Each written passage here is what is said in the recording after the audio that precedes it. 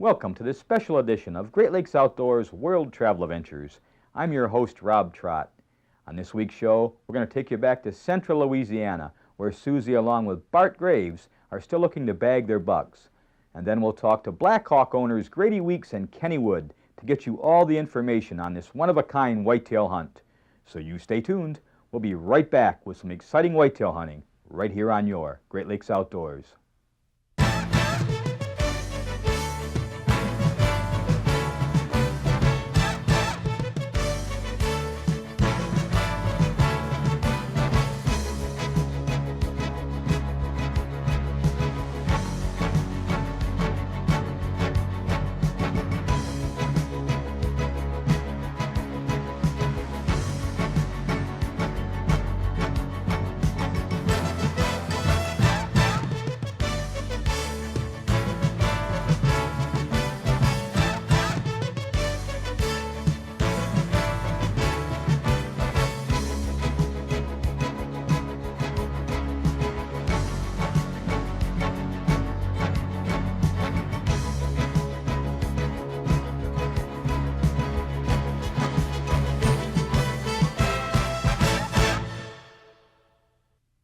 Bart Graves from Baton Rouge, Louisiana, was hunting at Blackhawk for his second season.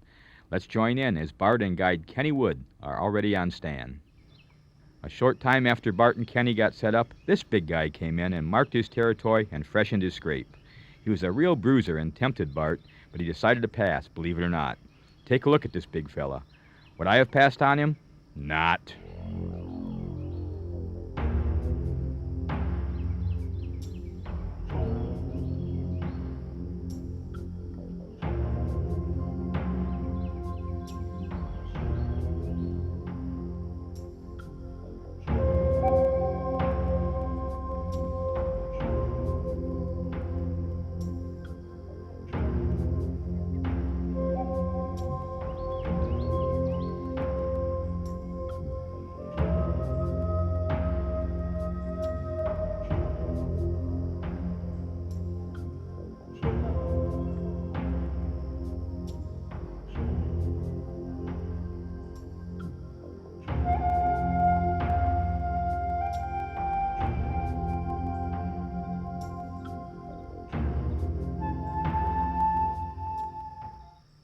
Just a few minutes before shooting hours were done, this monster stepped out, and it was clear it was the buck that Bart had been waiting for.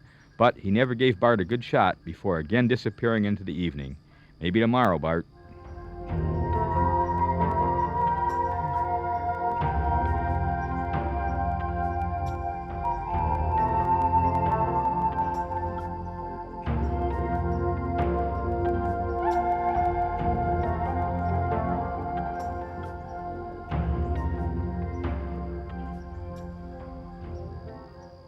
The following afternoon, Bart and Kenny went back to the same stand, hoping to see the monster again.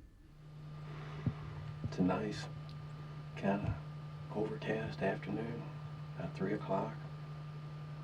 Brisk little wind, front's blowing through. Good deer weather. It just got a good feel about the whole area. And hopefully Mr. Muy Grande will step out for us this afternoon. Mid-afternoon saw these 3 bucks come out to eat. They were all dandies. However, Bart was going to wait for the big guy in hopes of him coming back by.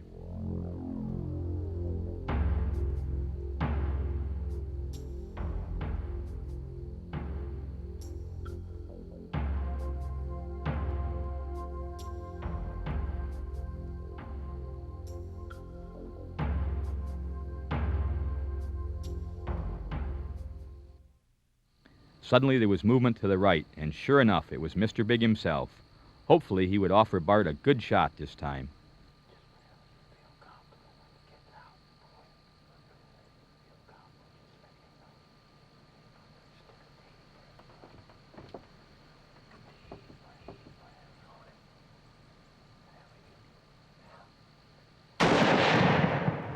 Nice shot, Bart.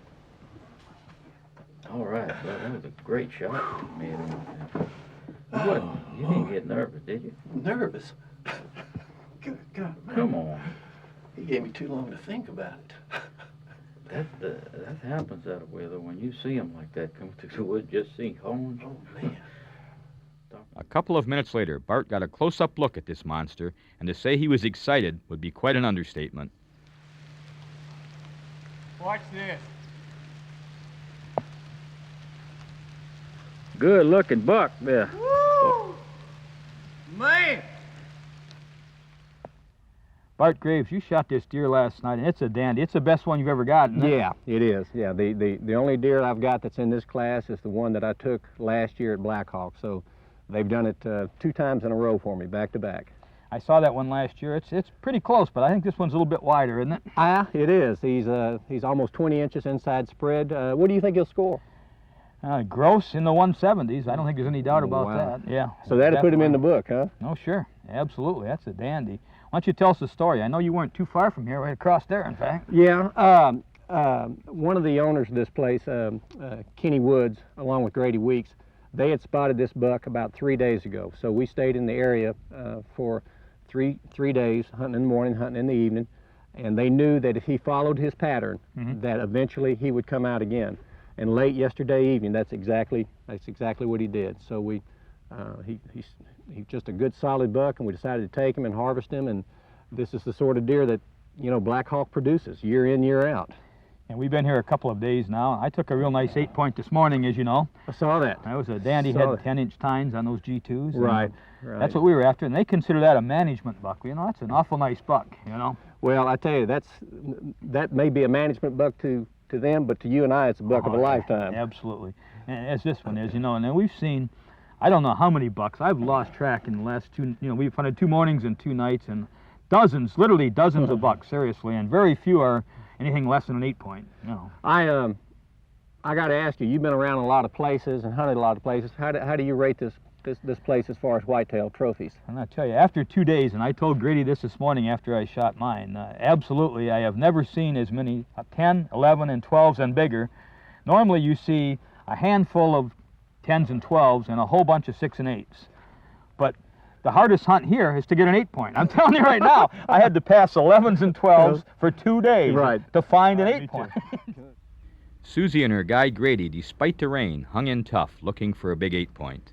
The rain was really coming down, and it accumulated nearly 12 inches in the last 2 days, which had really slowed down the deer movement. The following morning, Grady and Susie moved to another stand. Despite the rain, deer were out feeding, but again, these bucks were all bigger than mature 8-points. He'll come this way too, hopefully. Susie caught some movement over to the left, and there stood this monster buck. He was a real dandy, but had a few too many points. That's pretty, isn't it? About 30 minutes later, this big 8-point came walking out, and Susie now had to make a decision on whether to take him or not. She still had a day left, and the decision was totally hers.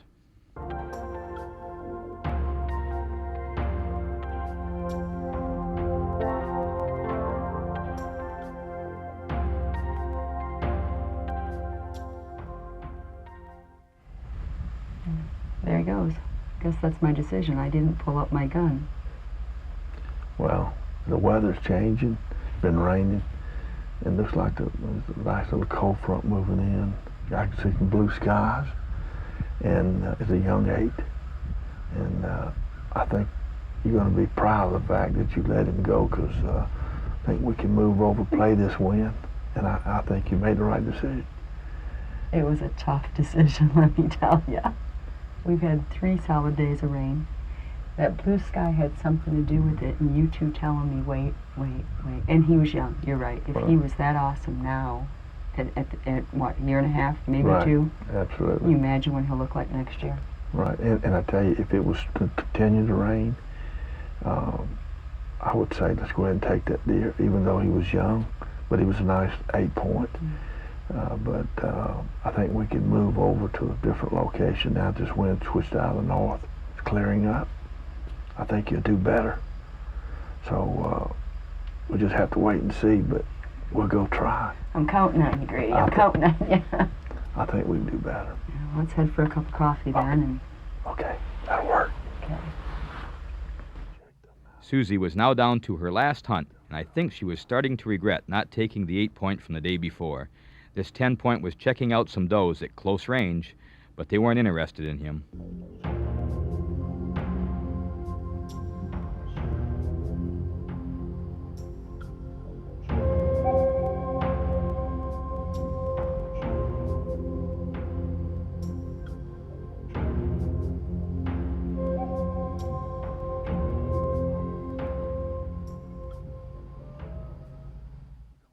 A short time later, this handsome 8-point came into range, and Susie decided this was the one. So you want to take that big 8-point? Yes, I am. Okay, it's like it's a fourth deer from the left, then in broadside. I'm on it. Good shot. Good shot. Fantastic shot, like a hard shot. That's where I was aiming. Was Oh, that? yeah, you could see the way his feet went up in the back, his back legs, straight through the heart. Guarantee you. That's He where I won't was be. aiming. Do you know how long and how many gray hairs you've given me waiting for the right buck? They had it's unbelievable buck standing there. Unbelievable. I'm totally gray. I'm a complete grandma now from this hunt. Well, I'll tell you what, all those little young age you passed, That was I the think- hardest thing I've ever done. I think the patience paid off. As luck would have it, with all the rain we had seen, we had a heck of a time finding a good blood trail. We knew Susie had made a good shot, but we had a plane to catch in just several hours. Grady guaranteed he would find Susie's buck, and the following morning, sure enough, he fulfilled his promise. Sue, Rob, congratulations, Sue. Nice 8-point, probably score 140, 145, maybe 147, 8, 10-inch tines, good brow tines, good width, good mass. Deer probably weighs 240 pounds, big neck. And he was just out of that water, just what we thought, just out of that water, about 40 or 50 yards up on this ridge. Come in here behind this treetop and just laid up in here. And we'd had a little bit more time, Sue. Probably another 50, 75 yards across that water. We'd have got him before he went to Michigan. But what I'm going to do is I'm going to get call Richard on the radio and get him to bring that Arctic cat in here. We'll get this thing out of here. Again, congratulations, and we really want to thank you and Rob for coming down and hunting with us here at Blackhawk, and we're looking forward to y'all returning many times. Again, thanks and congratulations. For the past 5 days, Susie and I have been down here in central Louisiana at a place called Blackhawk with Grady Weeks and Kenny Wood. And I got to tell you guys, this is some of the finest deer hunting I've ever seen in my life. You know, Susie and I have been all over the world, and super bucks is not the right term, I don't think. Kenny, how in the world are you getting all these big bucks? Well, it didn't take overnight. Rob, Grady and I started this back in probably 1993, and for about 10 years or so before we started hunting, we let the deer get to where they needed to be, you know, and of course we did a lot of work in the process of getting them to that point. Oh, yeah. You know, so it takes time, you know, to get to a super buck. You got to have the right nutrients, the right genetics, and the right age. So, and that don't happen overnight. That's for sure. You know, Grady, I'm telling you what, we were looking for management bucks, which are big 8-pointers, and I spent 2 or 3 days, and believe it or not, I mean, we're seeing 10s, 11s, 12s, 14s, no such thing as an 8-point. That's our hardest hunt here. Is You're it really? right. Our management plan's been successful in that it's a lot more 10s, 11s, and 12s than it is a big mature 8-point. That's true. They're just all over the place. So doggone, we went to, I don't know how many different blinds, half a dozen different blinds, I guess, and Right. each blind had all kinds of 10s and 12s. Right. It's just, that's perfect as long as you see the 8 and 10s and 12s and 14s. But when you're looking for that mature 8, it gets discouraging sometimes. It was really tough. Now, how long you been open? You said 7 years? Well, we are in our fourth year Fourth of year. hunting right now, Okay. Rob, and we've been fairly successful with the numbers of deer we've been taking out. We haven't been taking out a great volume, Mhm. but we've been doing good at the amount we've been taking out. So we'll probably stick with that for a few years, and see what happens. I think that is the key. You're only taking out how many a year, Grady? We do 25 to 30 That's it. bucks, and we usually about 50-50 on the pre-rut and the trophy bucks. Yeah, let's talk about that. You got 2 or 3 different hunts. Let's talk about that. Correct. You know, you were down on what we call a pre-rut hunt, and that's basically any time of the year, but we try to do it prior to the breeding season. Then we have the trophy buck, which is can go all the way up to 200 class and above. Then we have the super buck hunt, and the super buck is a trophy hunt, but it's the first 2 weeks in November. In other words, you hear first. If you hear first, you're on what we call a super buck hunt, and you have the same opportunity on the trophy buck hunt, but you get the first opportunity. Okay. And there's only a handful of those, 4, is that right? Or Yes, we generally don't try to book. We may have booked 6 or 7 or 8, but that's for a 2-year period. okay. And we try to get them as early as we possibly can. Like Grady said, you know, the deer are still in good shape. You know, the horns are not all tore up, and that's kind of one of the reasons why we do that. Mhm. Sometimes it's a disadvantage to them breeding, but we feel like it's better for the hunter, and that's why we don't kill as many. Okay. Now your season starts November 1st. Correct. Our bow season is October 1st. It That's goes right. the end of January. Our rifle black powder season is November the 1st, goes the end of January. Correct. Okay. And you've got a beautiful piece of property here. You actually have a working farm, so to speak, too. 5,300 acres total, right? It's approximately 5,000 acres, working farm, and then the hunting area is kind of located in the center of the farm area, the Okay. wooded area. Correct. And that's 1,600 acres or so, eh? That's approximately 1,600 acres, Mhm. and it takes a lot of work to keep it the way we Oh, want man. it for those super bucks. Yeah. Now, I got to tell you, we've been all over once again, but 3 straight days. How much rain do we get in the last 3 days?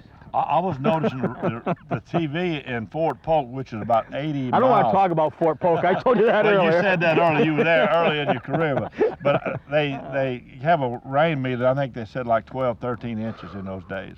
Now, even for down here, that's unusual, isn't it? Absolutely. Yeah. And this is usually our harvest season, and it's a dry season, but this is a big exception. I want to get back to Kenny in a minute. Speaking of the rain, though, we got to talk about the phenomena that you and I and Sue saw, because I've got it on film, so we may as well talk about it. Hey, it was scary. You know, you were sitting there in the stand, and all of a sudden you said, hey, what's happening here? And you said, I'm dizzy, and then we kind of look over in this box stand next to the bayou there, and the water lilies were actually moving north and south and on opposite sides of the canal with a wave action. Mm-hmm. And we looked at it, and I had no explanation, and I said, look, this is a phenomenon that I have absolutely no idea what's going on. And it actually scared me, because when you see that action and to find out later that it was an earthquake.